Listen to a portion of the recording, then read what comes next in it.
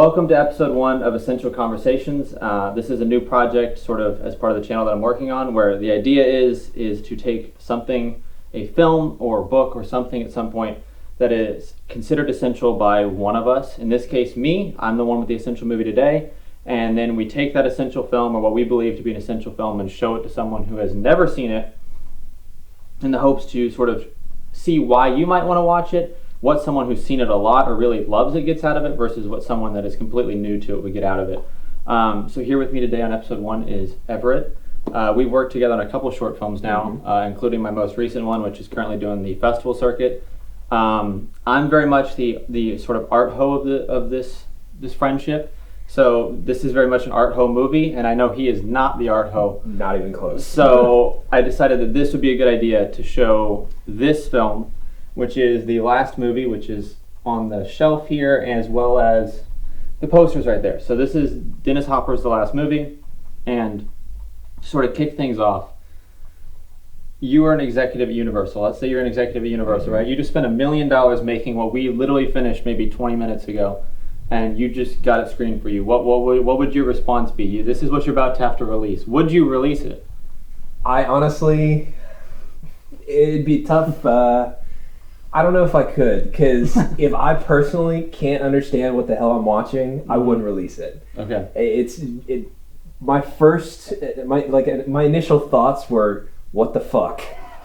He was watching me while we were watching the movie, and my face during the whole thing was just like, why were things happening why are the things the way they are? And it's like, sometimes I just don't understand. If I'm an executive and I don't understand, for sure there's gonna be 100,000 other people that are gonna think the exact same way.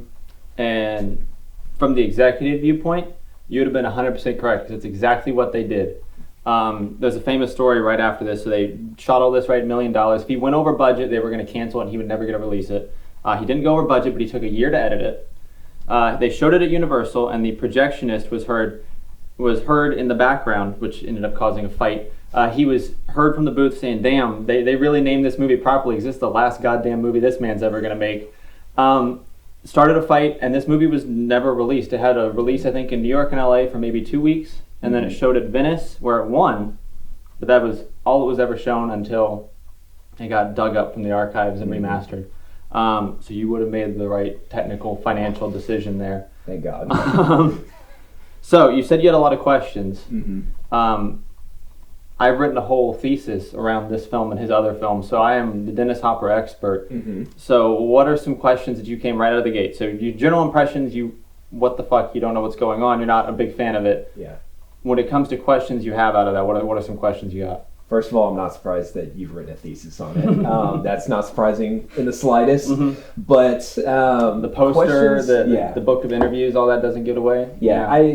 For a movie I've never heard of, there's books and everything, even a Japanese, is that Japanese? Yeah, it's a Japanese poster. I mean, I don't know why. But first of all, it's like, for the missing cells, I mean, that could have been a real thing. Why leave them in there? Why the inconsistencies with things? I mean, and then abandoning a storyline, and it's the plot. So where did you feel like the plot was lost? Was it ever there, or was it lost around the midpoint, or did it ever pick back up? What was your opinion on that? So the whole middle of the film was just, I don't understand, because the beginning I can understand, jumping back and forth, you don't want to reveal everything what's going on, and then it's like, well, this is what we're doing, and then it immediately explains what's going on in the beginning, and so it kind of comes full circle, and then it starts kind of tailing off, and it's like the movie, because it's the movie within a movie, and then a guy has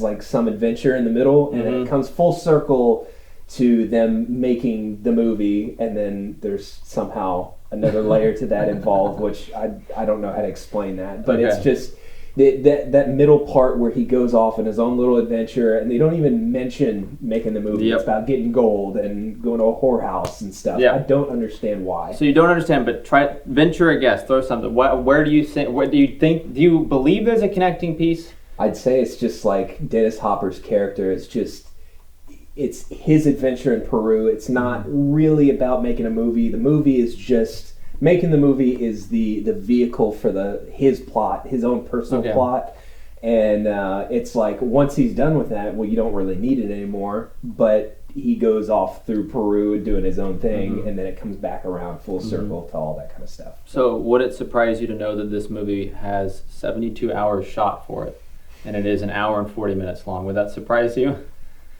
Honestly, it kind of would, because it seems so chaotic. You say 72 hours of footage, and it's like, dude, why cut it like that? Because it's so bizarre. There's known to be a couple different versions of this film that exist. This is the only one that's ever been released. But obviously, he was editing it for a whole year, and he actually bought a theater in the town in Taos, and he would show a different version every night. He'd screen all 72 hours. He'd screen a 3-hour cut, a 4-hour cut, a 7-hour cut, an hour cut, a 20-minute cut. And there's a lot of film history in there, which I know you aren't big into the avant-garde art scene. So there's like Alejandro Jodorowsky, which is a humongous name in film, first Midnight movie. He he saw a version of this that was edited, and he called it the greatest movie he's ever seen, and he still swears by that. But no one, I hope that exists somewhere, but I don't know if it does. So when it comes to how the movies fit in, so you see it as a little bit more of just that character's time in Peru. But when you think about the movie aspect of this, I think it does a great job capturing the chaos of movies. There's several scenes where you can't tell what's going on whenever they're trying to direct people. I don't think any movie's truly captured that. But do you think that there's a chaos that it captures just in general well, even if you don't like it or don't appreciate it, which I don't fully appreciate all this movie either. I know I'm a fanboy. I got all the stuff up around. Part of it was because of research, and that was a big part of my life. But then also, I don't think this is a perfect movie either. It's got a ton of flaws and tons of stuff that doesn't make sense. But it captures that chaos very well. And not only that, how do you feel the movie making part of that? So there's obviously a big point because the locals are making a fake movie. So how do you interpret that? Is that sort of colonizing? Is it a good thing? Are the indigenous people displayed well or poorly? Or I think it's more of like a more advanced society, a wealthier society is coming in, and it's like, we're going to do our thing and we're going to leave, and that's every day. But then the Peruvian people are seeing this for the first time. Maybe some of these people have never seen a TV or a movie in their life.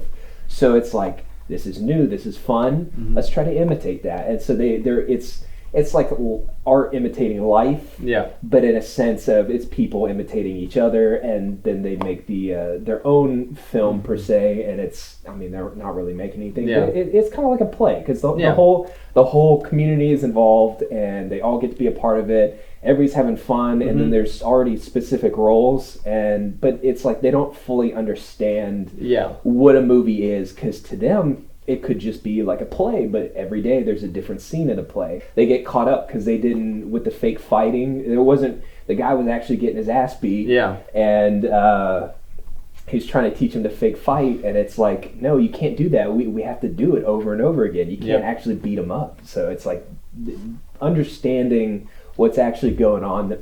What's real versus what's fake. So I remember a lot of readings I've seen of this film, and the first watch I had, because this is the third time I've seen this movie. First watch I had, I thought the view of the natives was a little bit negative there, because it's like, look at how simple-minded they are.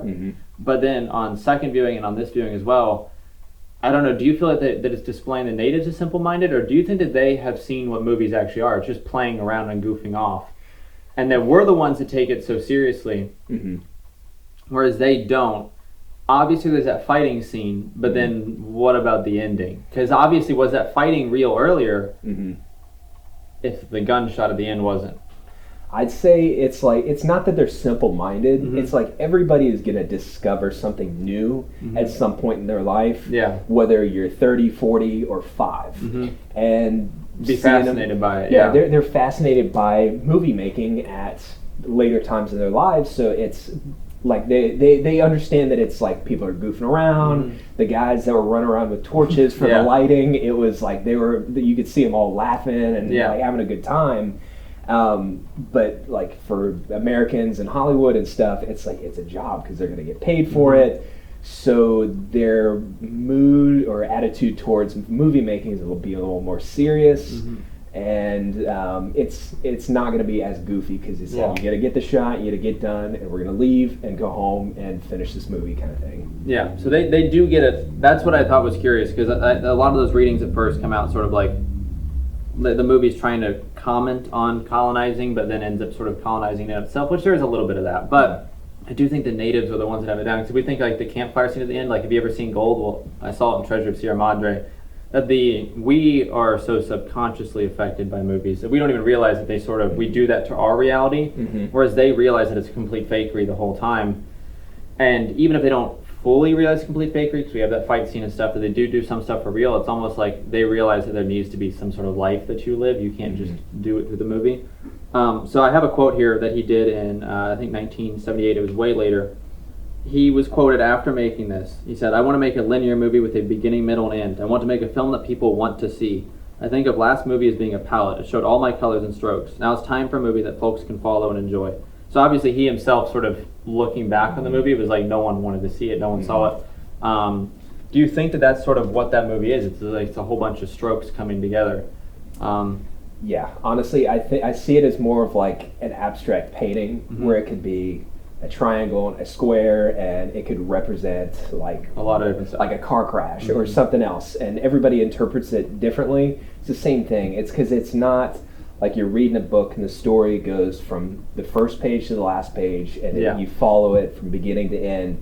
It's something that happens 5 hours from now, and then you see something that was 20 minutes from now, and then it's all in different orders, and it's just you trying to interpret the best you can. Yeah. And it's the same thing with like a painting. It's just you interpret any way you want, and but you're still telling us. There's still something there. There's shapes, there's colors, there's ideas. And I think that is, there's obviously a narrative here, but it is much more abstract. Even within that narrative, like we have that whole middle section where they're at the whorehouse and everything. But if you look at how that fits in with the rest of the film, where they're colonizing the other individuals, and now these other Americans are coming in and pretty much just doing sex tourism, but with people that are Americans.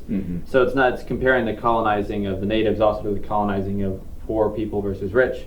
So there's all sorts of, and like throughout the movie, there's tons of weird editing choices, which we all know what they are. Just random cuts to them falling off the roof again, or two things happening 2 or 3 times. And it's almost like it has no purpose narratively, but it's an interesting shot next to the one before it. At times it just feels drug induced. But at other times it feels cool. Like you sort of see that, like, oh, that idea doesn't make any sense next to this one, but that's sort of cool. If that makes it enjoyable for you, I don't know. But that's for me. I enjoy I like the palette. I consider this his best movie, even though the Easy Rider is easier to watch. But there's so much that's going on here. It is those broad strokes, those broad palettes. So we talked about the movie making a little bit, about how that works and how they're not naive. Now, how about that middle section of the whorehouse, which I just touched on? What do you make of that? Why, like you said, the adventure there, but what would you take thematically from that? From the whorehouse specifically? That whole segment with the broom maker and his wife and all that sort of stuff.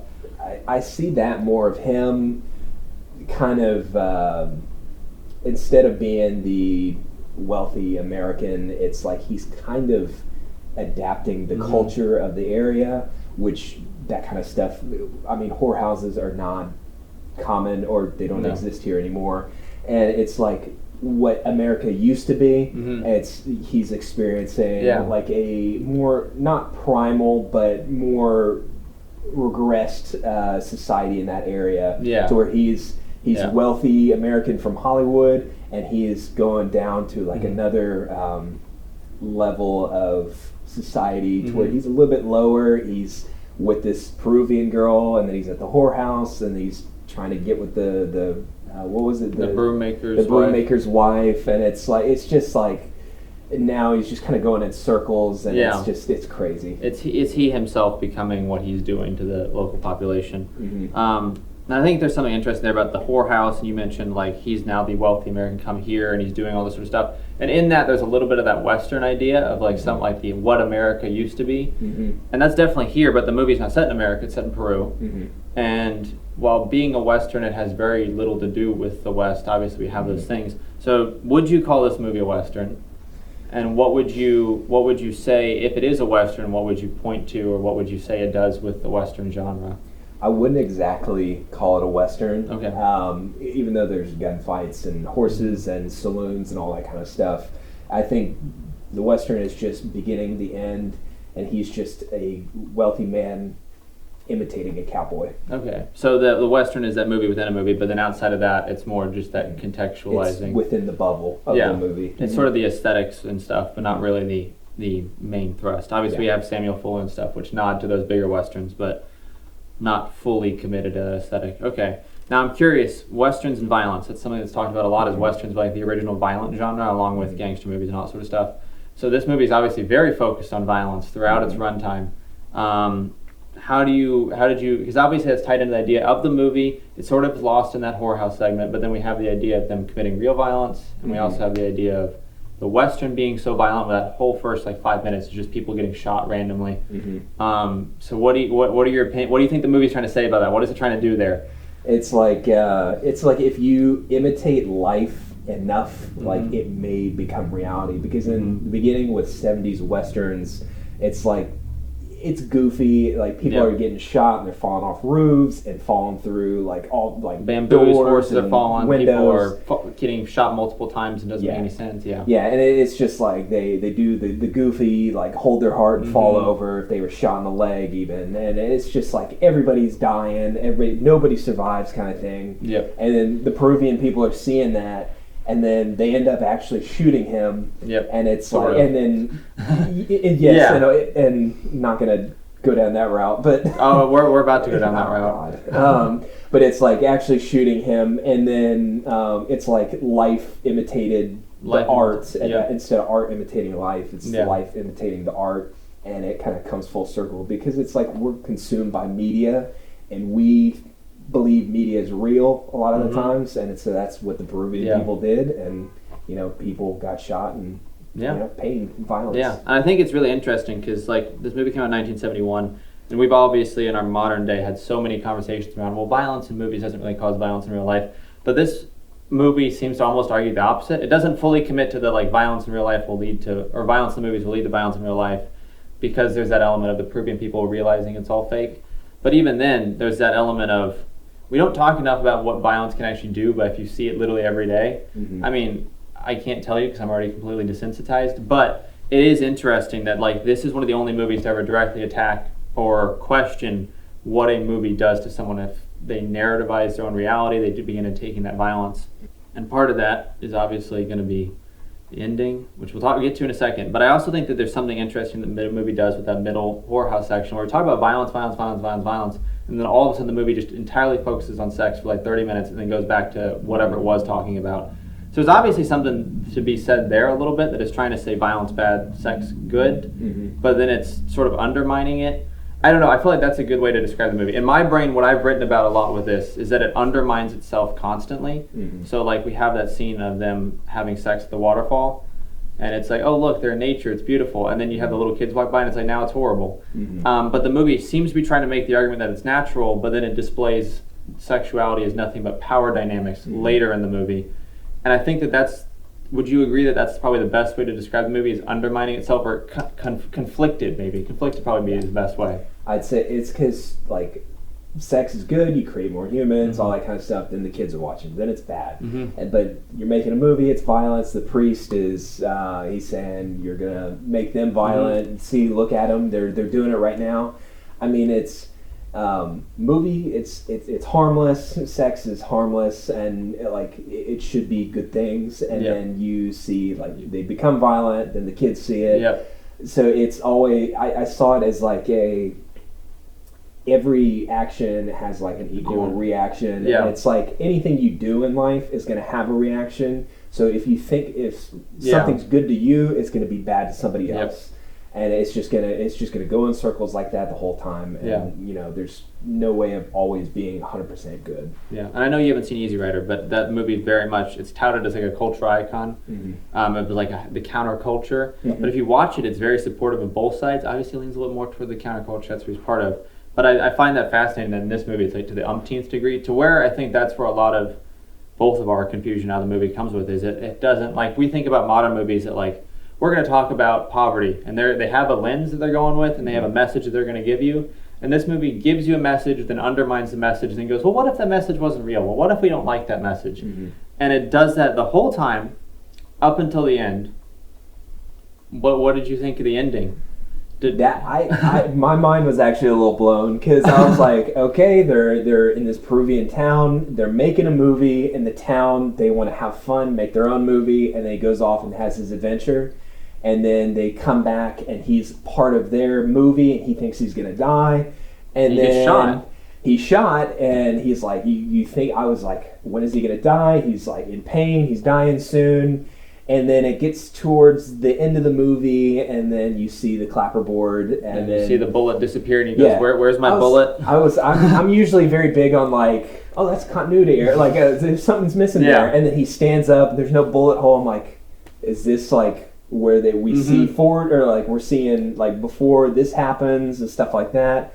Turns out the whole thing is a movie. It's like they're in Peru filming a movie about making a movie, and then the town imitating that. And I was actually blown away by that, because it was just like everything we just saw was completely fake. I thought the sex at the waterfall was like actually him and them going to get gold. You don't really know though in the end. It's sort of, some of it's real, but some of it's not. It sort of goes, we're a movie, but this is the reality we're in. And so it's really bizarre. But I did like where it's like it starts playing around, where it's like a lot of the bloopers, and he's trying to get the death fall right and stuff, and then you're like, oh, they're just having fun making a movie, and it just kind of comes full circle to where like, okay, he didn't get killed.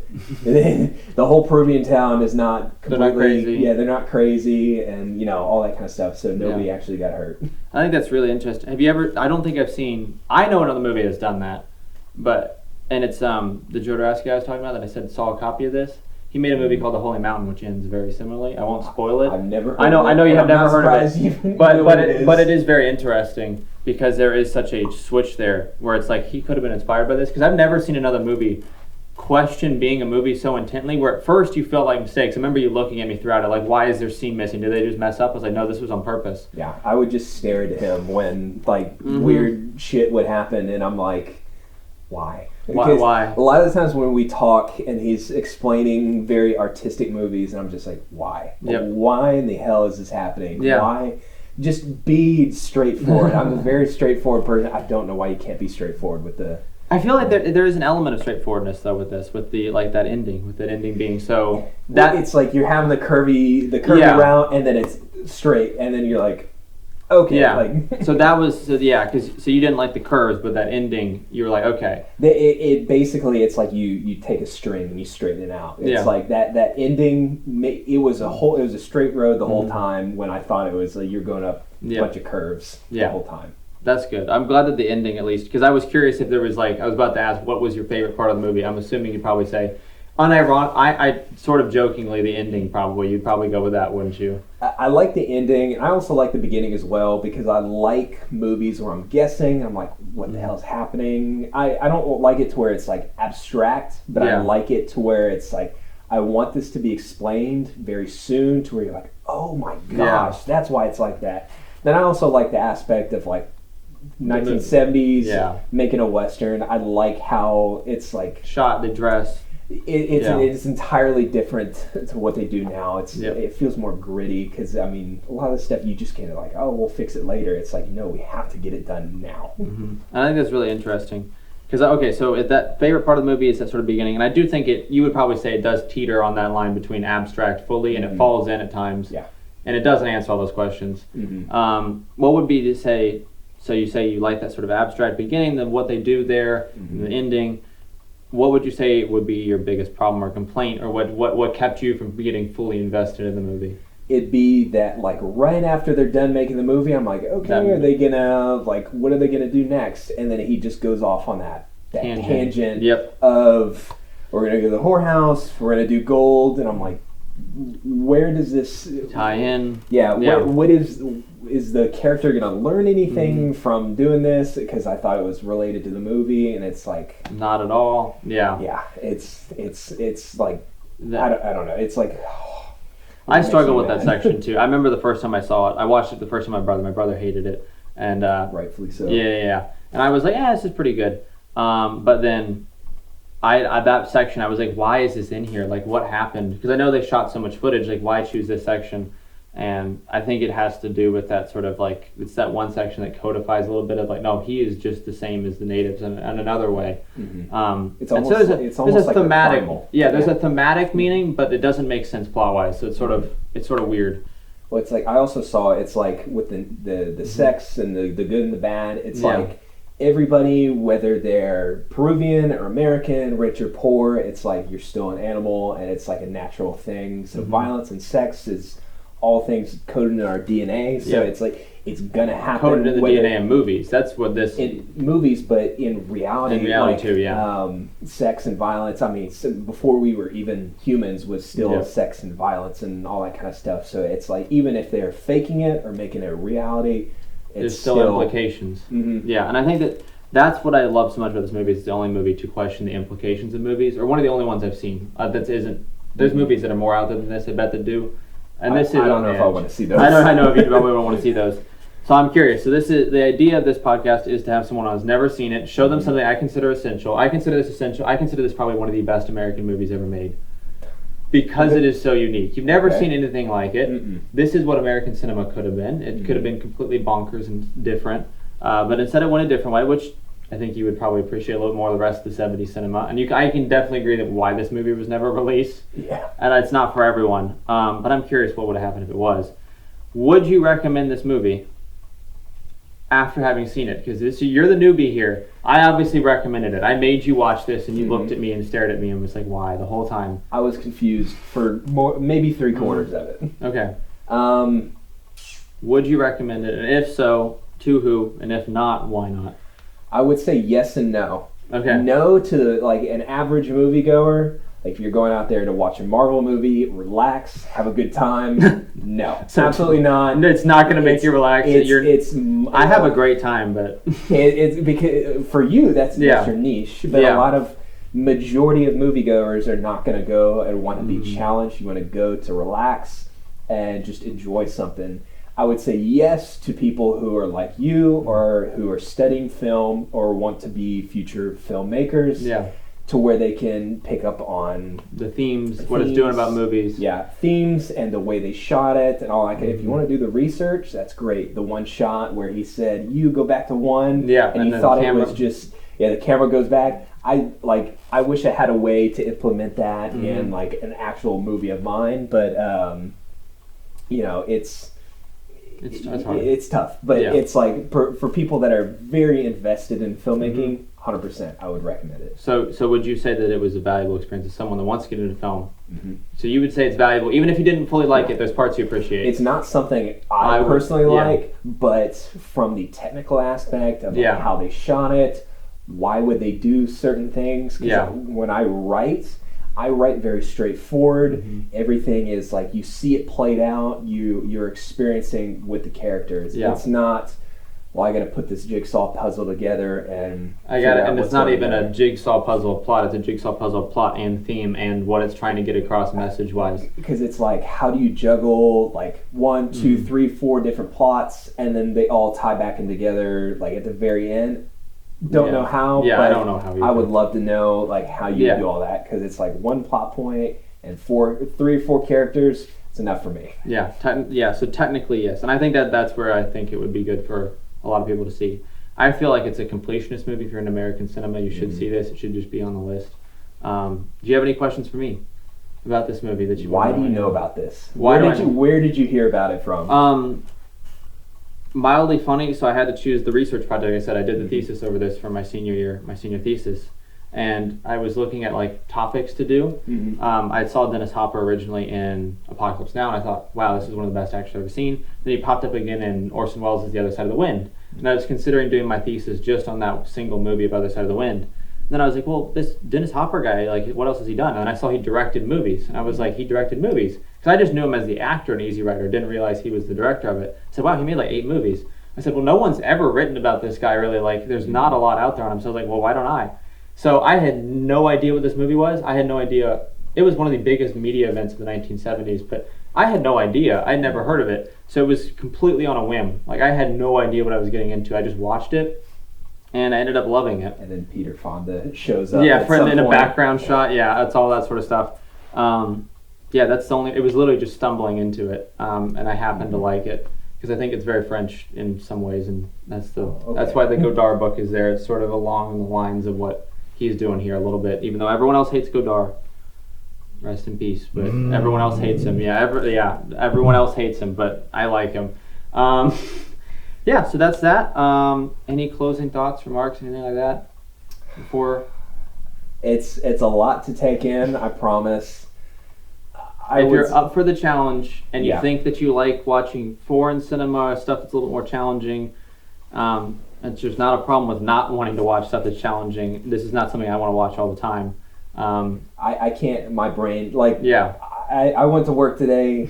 I was not a good day for that. It's like I gotta use the brain power to actually understand what's going on, and today was like one of those days where you made me work, my brain work when I didn't want it to, and I was just like, but I enjoyed it a lot. Yep.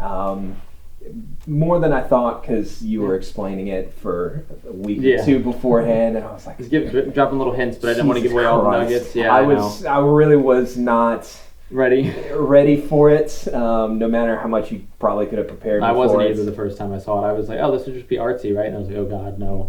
It's not. No, it's totally different. Yeah, it's interesting. It's interesting, yeah. Honestly, if I had to rate it, it'd be probably like a 6.5 or 7 because it's a visually pretty film, and it like comes full circle, and it's got those multiple layers. But it's not like you got to be really into it to like give it that 10 out of 10 kind of thing. Yep, it's got to be your aesthetic, your mood, all that sort of stuff. Mm-hmm. Yeah, I don't even know what I'd give it. I don't even try to think about that with this because it's just so out there. I think you're a little biased on it because you've done so much research. But for first impressions, for me, I think I'm giving the best rating for it because I'm still like, what the fuck? Yeah, and I agree. I agree. That's sort of the reaction I still have when watching it. I realized stuff like, why was that? I thought that made sense last time, but it didn't this time. Yeah. So, all that being said, you would sort of recommend it, yes or no, depending on. I would, of course, recommend it because I made all of these people. Yeah, everyone should watch it. Everyone should watch it. Just to see. If you hate it, that's fine. I just think everyone should see it. I made the whole crew that's behind the cameras and everything watch it too, and I don't know if they liked it that much either. If you do want to watch it, it's on a couple streaming services I think you can rent. I would highly recommend the Blu-ray that's back here. I don't think you can see it, but it's the Arbelos release. They did a full restoration. They're the ones, it was their first release. They were the ones that did the full restoration, sort of dug this film out of its grave and re-released it to the public. And so it's a great release. I'll leave a link to it below. And if I can find somewhere else to watch it, I'll leave that link there too. And you should definitely watch this movie. Definitely more if you like artsy stuff. But if you don't, still great. Yeah. So thank you, Everett, for doing episode 1. Thank you for having me. And that'll be it.